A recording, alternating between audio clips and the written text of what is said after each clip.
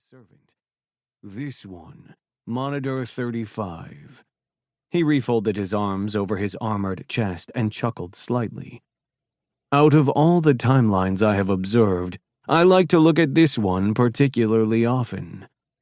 "Everyone needs a favorite, I suppose," Lirib murmured. The man stood straight, adjusting his flowing kimono-like gown, and stepped closer to Kang.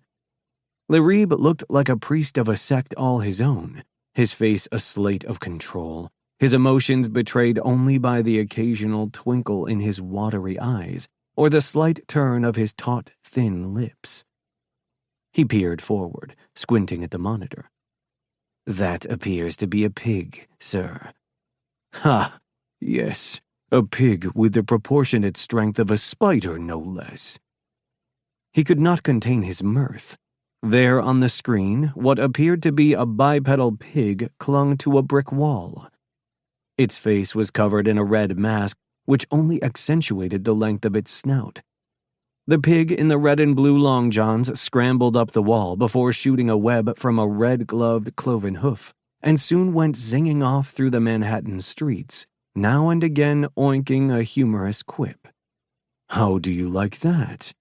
"I'm glad to see you're putting the Lord of Time's machines to good use, sir," said Lirib dryly, before turning around to shuffle toward a bookshelf. Kang clapped his hands, raising an eyebrow at the tall man. "This is your problem, Lirib. You get so little joy out of life." Kang stepped to a console on the wall, keeping his eye on the gigantic set of screens. He tapped a button, and each of the monitors crackled and shifted once, bringing up another random shot of each screen's chosen timeline. Kang sat at the console as Lirib brought him a cup of tea. "You should see the Avengers in that timeline. Amazing what results when something happens to make a different species evolve into the ruling sort."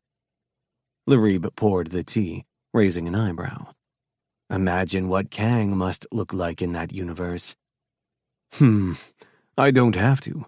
Let's just say he was rejected by the Council of Kangs. Kang traveled through time so much that he had created alternate versions of himself, enough that they had to form a council to try to keep things from getting totally out of hand. "Really?" "Yes." Kang brought the cup to his lips. "But I like to think there's a little of him in all of us." Lirib sighed. Out of all the Kangs and all the timelines in the multiverse, he had ended up with one with a sense of humor. "Had any luck with your search?" "Sadly, no, but I'm in a fairly good mood just the same. All these wonderful objects." He stretched out his arms, as if embracing the vast fortress. "Immortus, wherever you are, I thank you from the bottom of my heart." Lirib nodded. The servant and the master were the only two beings in the entire fortress in Immortus's deserted realm. Kang had found Limbo before, of course. Once he had found poor old Immortus's body sitting at these very terminals, his cowl sinking over his skeletal face, his body long withered away. It had been a short stay. It had turned out that Immortus wasn't even dead.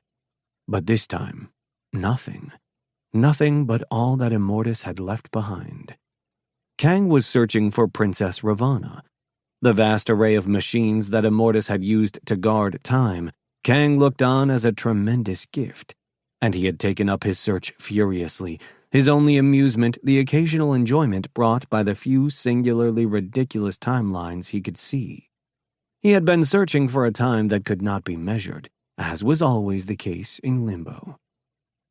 Of course, the monitors were not the only boon he had received. The Conqueror stood, putting down his cup and stepping to the monitors. He tapped a button, and they switched again, and his eyes scanned them all. "I will find her." "Of course you will, sir. The odds alone indicate that you will." "I will find her alive," Kang continued. "That too. And she will not die the moment I find her." "The odds are still good," Lirib said, staring at his own post.